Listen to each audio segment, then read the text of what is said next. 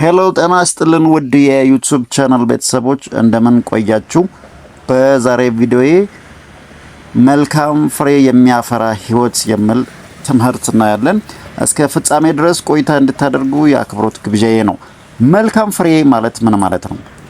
መልካም ፍሬ ማለት ከመልካም ህይወት ከመልካም ባህሪ የሚወጣ ውጤት ሲሆን መጽሐፍ ቅዱስ ዛፍ ሁሉ ከፍሬው ይታወቃል ይላል። ሰውም ከባህሪውና ከተግባሩ ይታወቃል። ስለዚህ በዚህ ሰዓት ሁሉም ሰው ራሱን እንዲጠይቅ እፈልጋለሁ። እኔ መልካም ፍሬ እያፈራው ነው ወይስ መራራ ፍሬ እያፈራው ነው የሚለውን ጥያቄ ሁሉም ሰው ራሱን ይጠይቅ።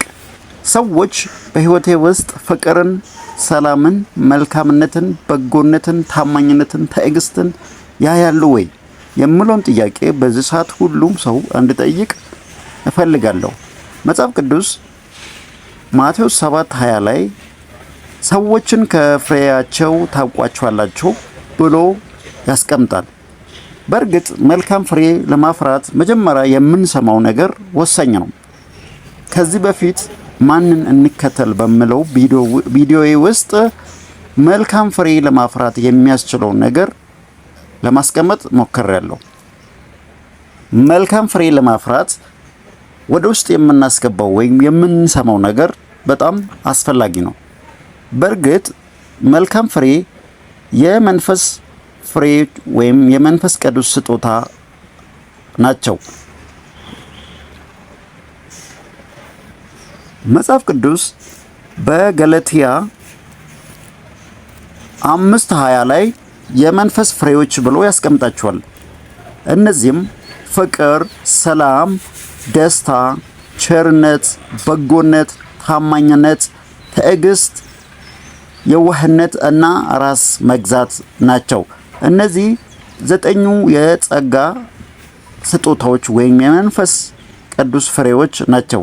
እነዚህ በህይወታችን ውስጥ ቢበዙ እኛ መልካም ፍሬ የምናፈራ ሰዎች እንባላለን።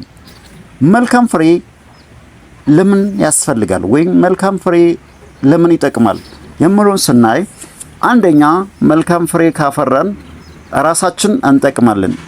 ሲቀጥል ቤተሰብን እንጠቅማለን። በሶስተኛ ደረጃ ማህበረሰብን ከዛም አልፎ ሀገርን እንጠቅማለን ማለት ነው። መልካም ፍሬ የሚያፈሩ ሰዎች በሰዎች ዘንድ የተከበሩ ናቸው፣ ለትውልድም አርአያ ናቸው። መጽሐፍ ቅዱስ ላይ ሁለተኛ ጴጥሮስ 1:5 ላይ በህይወታችን መቆም የሌለባቸው ማደግ ያለባቸው ነገሮችን ያስቀምጥልናል። ምንድነው ምለው? በሁለተኛ ጴጥሮስ 1:5 ላይ በእምነት ላይ በጎነትን፣ በበጎነት ላይ እውቀትን፣ በእውቀት ላይ ራስ መግዛትን፣ ራስ መግዛት ላይ መጽናትን፣ በመጽናት ላይ እግዚአብሔርን መምሰልን፣ በእግዚአብሔር መምሰል ላይ ወንድማማች መዋደድን፣ በወንድማማች መዋደድ ላይ ፍቅርን ጨምሩ ይለናል። እንግዲህ በህይወታችን እነዚህ ነገሮች በየጊዜው ማደግ ያለባቸው ነገሮች ሲሆኑ እነዚህ ነገሮች በህይወታችን ላይ ቢበዙ እኛም ወደ እውነት የምናድግ ሰዎች እንሆናለን። በመጽሐፍ ቅዱስ ላይ 3 ነገሮች ጸንተው ይኖራል ይሉና ከሶስቱም ነገሮች አንደኛው እንግዲህ ዘውትር የማይወድቅ ነው ይላል። እምነት፣ ተስፋ፣ ፍቅር እነዚህ 3ቱ ጸንቶ ይኖራሉ። ነገር ግን ከነዚህ ሁሉ የሚበልጠው ፍቅር ነው ይላል። ስለዚህ ፍቅር የነገር ሁሉ ማሰሪያ ሲሆን ፍቅር ያለው እግዚአብሔርን ያውቃል፣ ፍቅር ያለው ወዳጁን ይወዳል። ስለዚህ ፍቅር የሁሉም ጸጋ ስጦታዎች ማሰሪያ የሆነ የመንፈስ ፍሬ ነው። ይህን ድምጽ የምትሰሙ እናንተ በህይወታችሁ ፍቅር፣ ሰላም፣ መልካምነት፣ በጎነት፣ ታማኝነት፣ ትዕግስት፣ ራስ መግዛት ይታያል ወይ? እነዚህን በህይወታችን ማየት በጣም አስፈላጊ ነው። ምክንያቱም አንድ ክርስቲያን በህይወቱ እነዚህን የመንፈስ ቅዱስ ፍሬዎችን ካላገኘ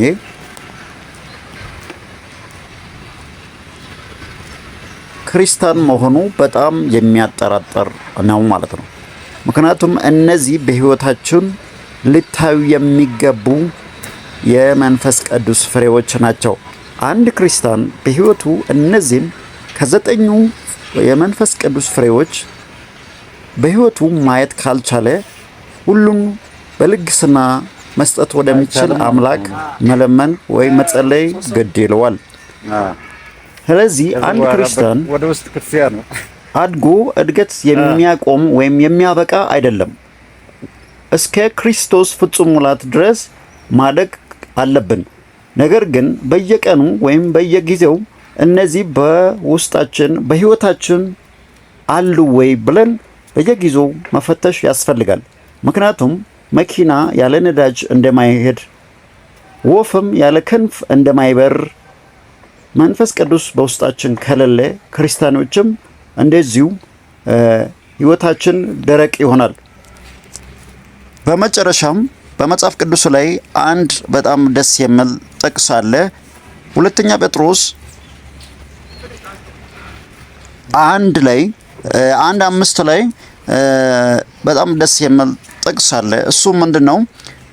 ስለዚህ ምክንያት ትጋትን ሁሉ እያሳያችሁ በእምነታችሁ በጎነትን ጨምሩ፣ በበጎነትም በእውቀትም ራስ መግዛትን መጽናትን፣ በመጽናትም እግዚአብሔርን መምሰል፣ በእግዚአብሔር መምሰል የወንድማማች መዋደድን፣ በወንድማማች መዋደድ ፍቅርን ጨምሩ። እነዚህ ነገሮች ለእናንተ ሆነው ቢበዙ በጌታችን በኢየሱስ ክርስቶስ እውቀት ስራ ፈቶችና ፍሬ ቢሶች እንዳትሆኑ ያደርጋችኋል ይላል። እነዚህ ነገሮች በውስጣችን ካሉ እኛ ወደ ፍጹም ሙላት ወደ ክርስቶስ ፍጹም ሙላት እያደግን መሆናችን ምልክቶች ናቸው። እነዚህ ነገሮች በውስጣችን ከሌሉ ግን በየጊዜው ሁሉም በልግስና መስጠት ወደሚችል ወደ አምላክ መለመን በጣም አስፈላጊ ነገር ነው። እንግዲህ ይህን ድምጽ የምትሰሙ ዛሬ ያየነው ያለው መልካም ፍሬ የሚያፈራ ሕይወት የሚል ሲሆን ሰዎች በሕይወቴ ውስጥ ፍቅርን፣ ደስታን፣ ሰላምን፣ በጎነትን፣ ታማኝነትን፣ የዋነትን፣ ራስ መግዛትን ያያሉ ወይ? ምን አይነት ፍሬ እያፈራው ነው የሚለውን ሁሉም ሰው ራሱን እንድጠይቅ እላለሁ። ይህ ቪዲዮ ከተመቻችሁ ሼር፣ ሳብስክራይብ፣ ኮመንት አድርጋችሁ እንድትከታተሉ አሳስባለሁ። ስለተከታተላችሁ አመሰግናለሁ።